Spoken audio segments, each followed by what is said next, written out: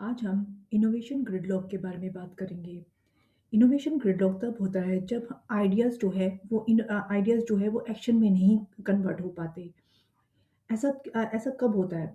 जैसे हम अगर एआई की कॉन्टेक्स्ट में बात करें, तो पावरफुल मॉडल एग्ज़िस्ट करते हैं, पर वो कभी भी प्रोडक्शन तक नहीं पहुँच पाते। पायलट्स और प्रूफ ऑफ कॉन्सेप्ट बनते हैं, पर वो नहीं इम्प्लीमेंट हो पाते।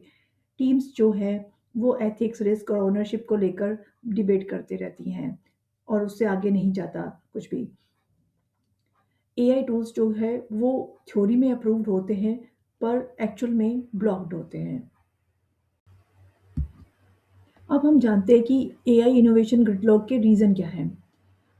रीज़न कुछ भी हो सकता है जैसे कि जो रूल्स जो कि क्लियर नहीं है, किसके बारे में डाटा यूसेज, प्राइवेसी और मॉडल अकाउंटेबिलिटी इससे रिलेटेड रूल्स जो हैं वो बिल्कुल क्लियर नहीं है। कुछ रेगुलेटरी पेनल्टीज़ हैं जैसे कि जीडीपीआर, एआई एक्ट और सेक्टर स्पेसिफिक रूल्स जो हैं वो उससे डर के भी लोग इनोवेशन को इम्पोर्टेंस नहीं देते। और जब कोई एआई डिसीज़न आता है तो कोई कौन उसको साइन ऑफ करेगा ये कोई डिसाइड नहीं कर पाता। नो उसके लिए कोई क्लियर अंडरस्टैंडिंग नहीं होती और इस तरह से कुछ भी अप्रूव नहीं होता। दूसरा है हैलुसिनेशन, बायस और एक्सप्लेनेबिलिटी इश्यूज़ जो कि एआई के साथ होते हैं। एआई से लोग इसलिए भी डरते हैं कि कहीं कोई गलत डिसीज़न ले लिया तो फँस जाएँगे और उसमें लीगल और रेपुटेशन के लिए कोई प्रॉब्लम हो जाएगी। इससे लोग सोचते हैं कि इट्स बेटर कि हम लोग उसमें कुछ ना करें, कुछ करने से अच्छा। कई बार क्या होता है कि डाटा जो है वो पुअर क्वालिटी का होता है और उसकी कोई भी जो है क्लियर ओनरशिप नहीं होती और स्टैंडर्ड्स भी नहीं होते और लोग सिक्योरिटी रिस्ट्रिक्शन और सिक्योरिटी रिस्ट्रिक्शन की वजह से मॉडल को डाटा नहीं देते। मॉडल को इम्प्रूव करने के लिए या मॉडल को वर्क करने के लिए डाटा चाहिए। तो ये सिक्योरिटी रिस्ट्रिक्शन मॉडल की डाटा एक्सेस को ख़त्म कर देते हैं। इसका रीज़न ये भी हो सकता है कि जो इंफ्रास्ट्रक्चर है या जो ऑलरेडी इम्प्लीमेंटेड सिस्टम है, वो रियल टाइम इन्फ्रेंस के लिए और एमएलओप्स के लिए डिज़ाइन ही नहीं किया गया। उसके लिए जब भी कुछ नया कुछ करना है, इनोवेशन से रिलेटेड कुछ करना है, तो उसके लिए बहुत लंबी बहुत लंबी साइकिल होती है कि जैसे जिसमें परचेज़ कुछ किया जा सके, चाहे क्लाउड रिसोर्सेज़ हो या कंप्यूट या टूल्स से रिलेटेड कुछ भी चीज़ हो। और मैनुअल डिप्लॉयमेंट और मॉनिटरिंग करना, ये भी एक एक ब्लॉकर है एक तरीके से।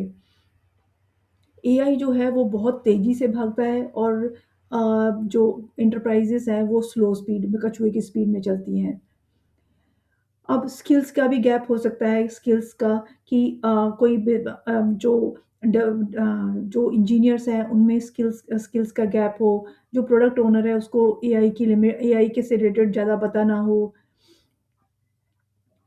और कुछ चीज़ें जैसे एथिक्स से रिलेटेड कुछ प्रिंसिपल्स एग्ज़िस्ट करते हैं, पर उसको इम्प्लीमेंट करने के लिए कोई टूलिंग ना हो, जैसे फेयरनेस, ट्रांसपेरेंसी और ये सब और कोई मैट्रिक, ऑडिट्स और एनफोर्समेंट का कोई मैकेनिज़्म ही ना हो।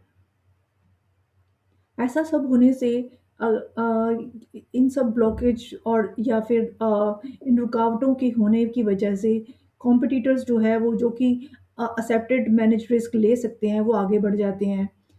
फिर उसके बाद शैडो एआई उत्पन्न होता है जिसमें कि एम्प्लॉइज़ जो हैं अनएप्रोप्रिएट टूल्स को यूज़ करते हैं और इनोवेशन वहाँ पे शिफ्ट हो जाता है जहाँ पे रेगुलेशंस कम हैं। एपिस्टेमिक इरोज़न एपिस्टेमिक इरोज़न का मतलब है जैसे एआई सिस्टम्स पे बिना वैलिडेट करके विश्वास करना और अ, अपनी हम लोग आजकल राइटिंग के लिए, रीज़निंग के लिए और समराइज़ेशन के लिए, डिसीज़न सपोर्ट के लिए, सबके लिए एआई को यूज़ करते हैं। पर उसकी सत्यता की जाँच नहीं करते, कि वो वैलिडेट नहीं करते कि अ, वो जो हम एआई सिस्टम ने हमें दिया है इन्फॉर्मेशन, वो सच है या नहीं। ये ऐसा करने से हमारी क्रिटिकल थिंकिंग, सोर्स इवैल्यूएशन जो है वो नहीं होता और हम अपने आप से रीज़निंग नहीं करते हैं, तभी एपिस्टेमेटिक इरोज़न होता है। Trust verification gap.